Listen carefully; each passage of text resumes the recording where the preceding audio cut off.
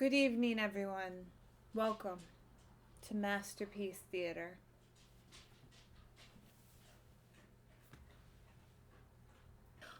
So, everybody, you know what it means. It is Saturday, and this is Detroit Alley Cat. So, without further ado, let's get spooky. I would like for you to notice that there has been an addition to my area for us to get comfortable in. I wonder what you guys think of my hedgehog. I've been told I have a small problem with hedgehogs, but I think that they're amazing and they're really cute, and I thought it would be fun for you guys to look at it. I also ordered this really cool crystal. My friend Marisa was like, "You have to get this," or she posted it on my Facebook or whatever. But so I ordered it, and I think that I might have got ripped off. This was $30. So does this look like a hedgehog to you? It's cute. It's got little eyes. He's like, okay, I'll stop.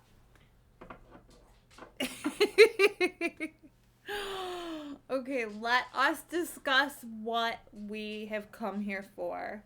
We have come here for weirdness, crime, spooky, paranormal. We're going to start this off with an occurrence. We shall call it that. There has been occurrence in the Canadian coast from 2007 to present. And I thought it was pretty interesting when I found out about it because I've never heard of anything like this. So let me tell you what the occurrence is. Imagine taking a walk down a beautiful beach. You're trying to find zen, you're relaxing. It's early morning and you're looking at the sun and you see a shoe and you're wondering, that's odd, but garbage, it comes up on the beach all the time, so it's not really a big thing. And you decide that you're gonna go look at the shoe because, I don't know, we look at stuff, that's what we do. And you get nice and up close and you look inside, and lo and behold, it's not just a shoe, but it is a foot inside of a shoe. So that is what's been happening in the Canadian area of Vancouver. They have an epidemic of shoes that are washing up on the shore, and they actually have feet in them. It's pretty interesting to me. The local authorities have assured everyone that this is a normal thing and that these types of things happen all the time. Except I have never heard of anything like this happening at all. Ever. So I've heard of people's bodies washing up and things like that, but not a shoe with a foot in it. So I'd like to discuss a little bit about what happened, and maybe you guys can tell me what you think about this. And I'd like to take this time to say, please subscribe, because I'm awesome, or at least I'm pretending to think that I am. And ring the little bell so that you know when I put a video up. All right, let's start over. The reason why you should like the video is because I bought this fine piece of art for you to look at. So just because of that, you have to like the video.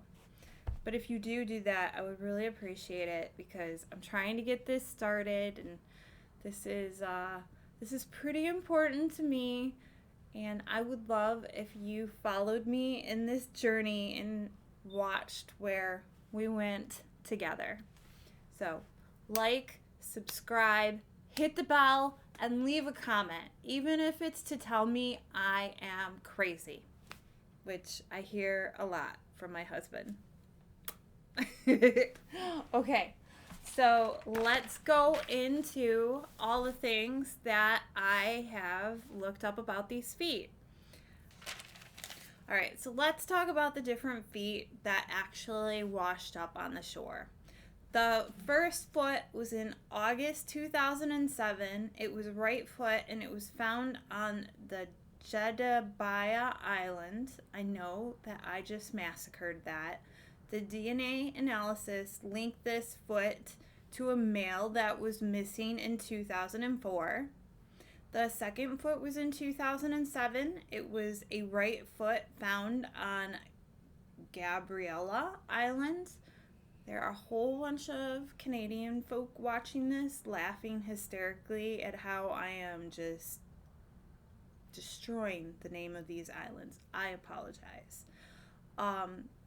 DNA analysis linked this foot to a male that went missing in 2006. In February 2008, the third foot was found. It was a right foot, and on Valdez Island, DNA linked this foot to the fifth foot that was found, which is coming up, and it was a male that was missing since 2006. So I'm just going to take a quick interjection here.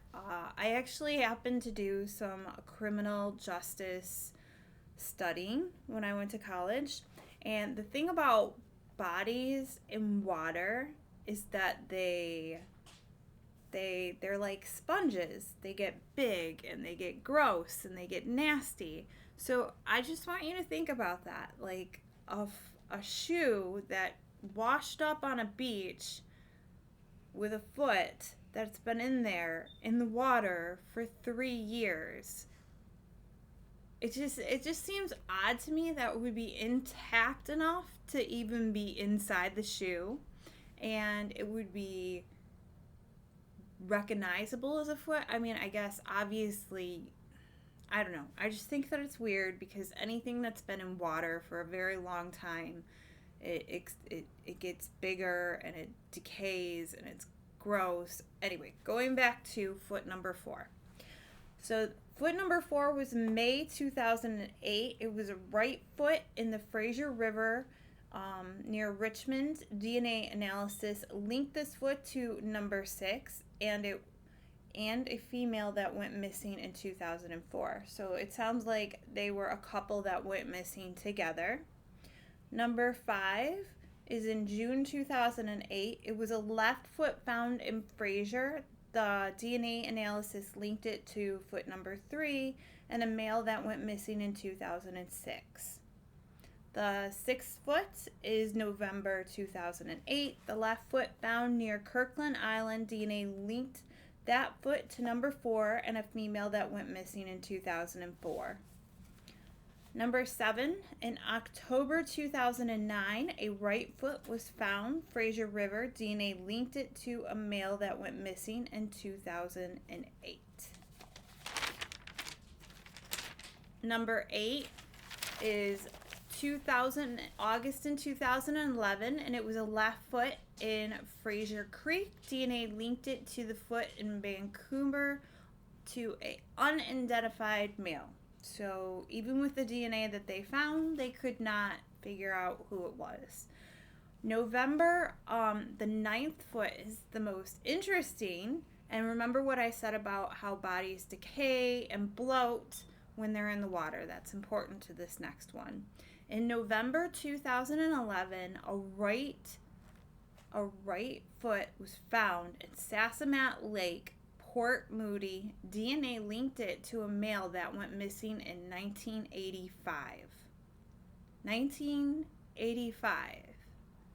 Just the fact that like the shoe was still like recognizable as a shoe is amazing, because that's 26 years that has been out there in the wherever it was.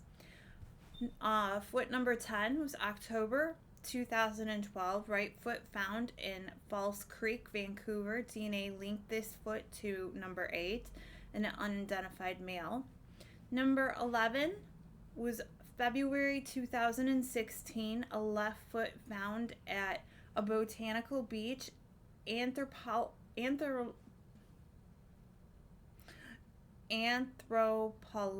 All right, let's do it one more time, okay? Anthropological circumstances analysis linked this foot to the foot number 12, which brings me to number 12. February 2016, right foot was found at the botanical beach, and those words that I said before. So they were 15 feet in total, and I have 12 of them here. They didn't really say anything about 13 and 14, but the 15th one was interesting because it was found in 2019, and I believe it was found, I think in September or right around there. And that means that this occurrence has been going on from 2007 to 2019, which means that is 12 years of feet like washing up on the shore.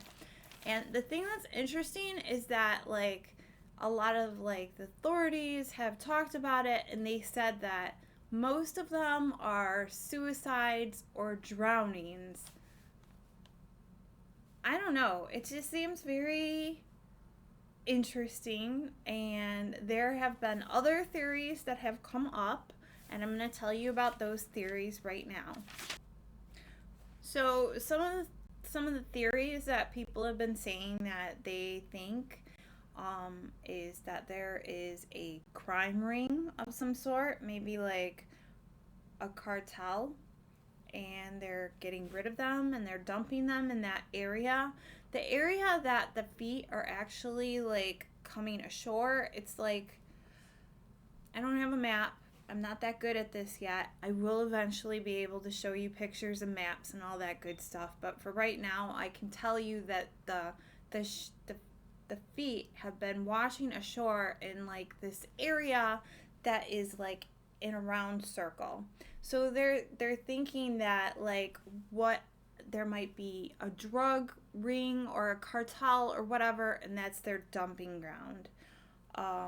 They're also thinking that this could possibly be victims of the tsunami, and because of the different currents that they actually have ended up over there. Another theory is that these are boat or plane crashes, and these are victims that have never been found, and they're kind of just washing ashore.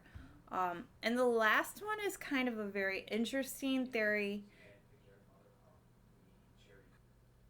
So the last theory is actually one that I think is really interesting. There is a theory that there's possible serial killer in the area, and that is what they're doing. They're disposing of the bodies, or I don't know, just the thought that there is a serial killer and that is where the feet are coming from.